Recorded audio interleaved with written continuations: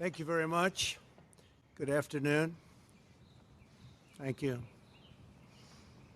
I'm here today to talk about our relationship with China and several new measures to protect American security and prosperity. China's pattern of misconduct is well known. For decades, they've ripped off the United States like no one has ever done before. Hundreds of billions of dollars a year were lost dealing with China, especially over the years during the prior administration.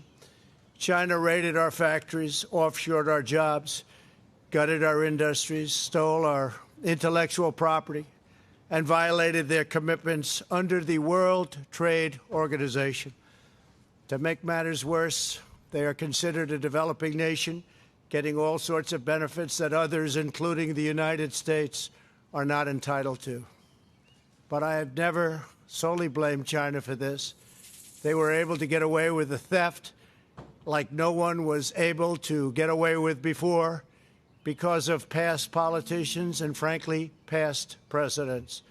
But unlike those who came before, my administration negotiated and fought for what was right. It's called fair and reciprocal treatment. China has also unlawfully claimed territory in the Pacific Ocean, threatening freedom of navigation and international trade. And they broke their word to the world on ensuring the autonomy of Hong Kong. The United States wants an open and constructive relationship with China, but achieving that relationship requires us to vigorously defend our national interests. The Chinese government has continually violated its promises to us and so many other nations. These plain facts cannot be overlooked or swept aside. The world is now suffering as a result of the malfeasance of the Chinese government. China's cover-up of the Wuhan virus allowed the disease to spread all over the world, instigating a global pandemic that has cost more than 100,000 American lives and over 1 million lives worldwide.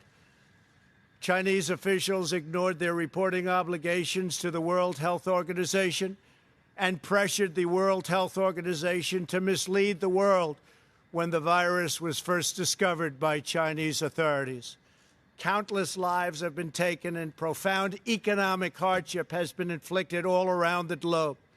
They strongly recommended against me doing the early ban from China, but I did it anyway and was proven to be 100% correct. China has total control over the World Health Organization, despite only paying $40 million per year compared to what the United States has been paying, which is approximately $450 million a year. We have detailed the reforms that it must make and engage with them directly, but they have refused to act.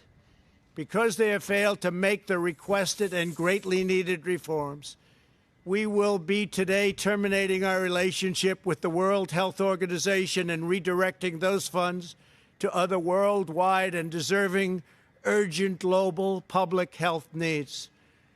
The world needs answers from China on the virus. We must have transparency.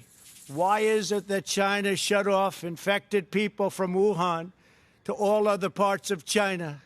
It went nowhere else. It didn't go to Beijing. It went nowhere else. But they allowed them to freely travel throughout the world, including Europe and the United States. The death and destruction caused by this is incalculable. We must have answers not only for us, but for the rest of the world. This pandemic has underscored the crucial importance of building up America's economic independence, reshoring our critical supply chains, and protecting America's scientific and technological advances. For years, the government of China has conducted illicit espionage to steal our industrial secrets, of which there are many. Today, I will issue a proclamation to better secure our nation's vital university research and to suspend the entry of certain foreign nationals from China who we have identified as potential security risks. I am also taking action to protect the integrity of America's financial system, by far the best in the world. I am instructing my presidential working group on financial markets to study the differing practices of Chinese companies listed on the U.S. financial markets with the goal of protecting American investors.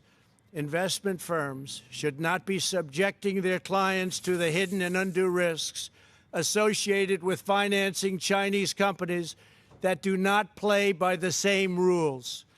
Americans are entitled to fairness and transparency.